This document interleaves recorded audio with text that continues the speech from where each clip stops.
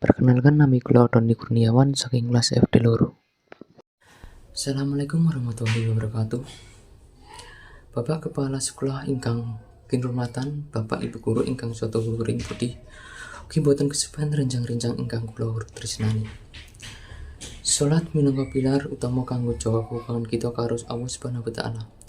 Rasulullah sallallahu alaihi wasallam ngendika, salat kaya iki salatmu sing pungkasan. Padenga ora mung wajiban nanging uga minangka momen komunikasi karo Sang Pencipta.